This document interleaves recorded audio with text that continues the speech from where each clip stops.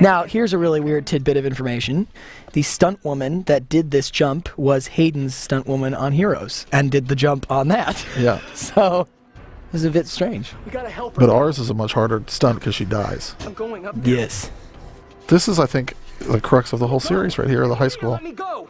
I remember we were sitting in the writers' room, we were like, we're going to do the high school episode, and we're going to put that girl up there and do that. I can't bear it. It was very rough for TV to show it like that. You know, one of the things that was interesting about this, because of course I'm a geek and I read everything people say about the episodes, is that like a lot of people really got this and really were going to follow it, and a lot of people didn't. They just didn't get where it fit, and of course you had to give, because of course you can't have a show with one storyline. You have to. But I mean, this is... And that's a shame that we couldn't continue it as much as we shot, you know what I mean? Because it really... I think what we tried to do was create a high school environment that was not a safe place.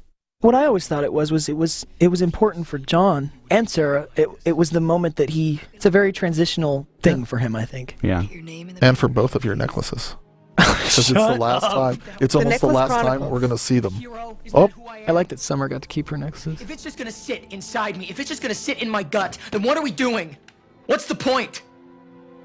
Why not just give it to them if we're gonna act like them? I think that's the only time I yell. Bravo. First season. Oh, bravo, yeah. You know, I like that you look at her too. I love that. It's Oh, tiny. thank you, honey. The fact that you I don't know how to help him. aren't smiling. You know what I mean? Thank you. Andy Good must be killed.